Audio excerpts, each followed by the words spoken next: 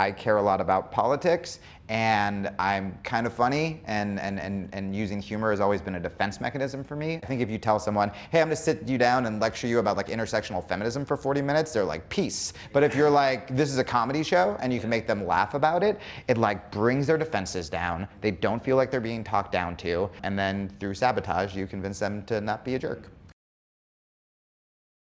There's amazing journalism, like on-the-ground journalism being done by people of color, by trans activists, people you've never heard of who are doing phenomenal work, and they're not gonna show up on CNN. So it's like, throw them 10 bucks and like read their and like post it on Facebook. You can kind of vote with your money when there's not an election, right? And if you don't have money, because our show's free, and our show's always been free, if you don't have the money, tell people about it.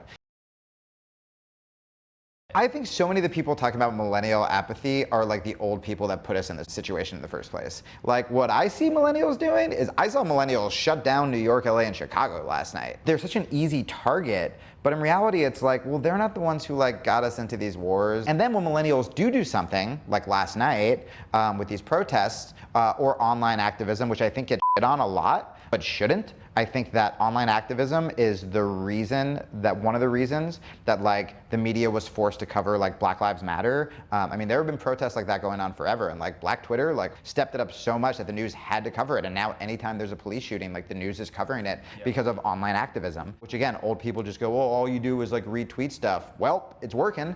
Who thought same-sex marriage would be legal 10 years ago? And like how fast that moved. So like we make progress fast. With that said, there's always going to be an apathy problem. Apathy can come from fear, it can come from ego, it can come from just like sadness. And the advice that we give to people on Citizen Radio is like, not to be ashamed if you're bad at one aspect of it. I'm terrible at protests. I'm afraid to chant.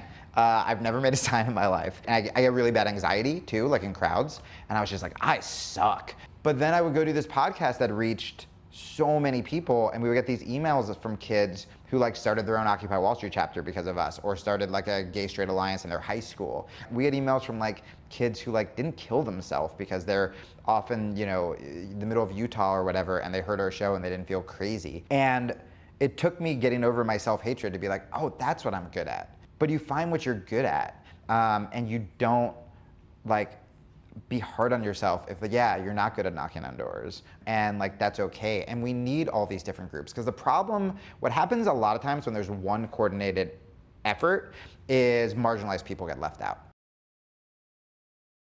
The first thing you can do is like, I'm just trying to be a better person. Like I'm just using this to be like, man, like I just want to be like less selfish and like kinder, and like I'll give a political answer, I'll figure that out as I'm talking, but like that's the first thing I've done.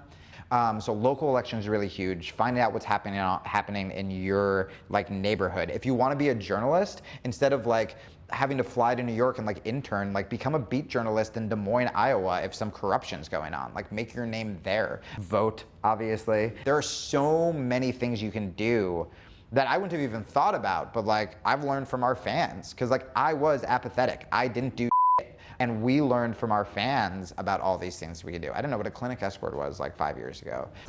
Make America great for real. Great. Yeah. Well, thank you for this. Thank you so much. This was great. Good to meet you. Thank you very much.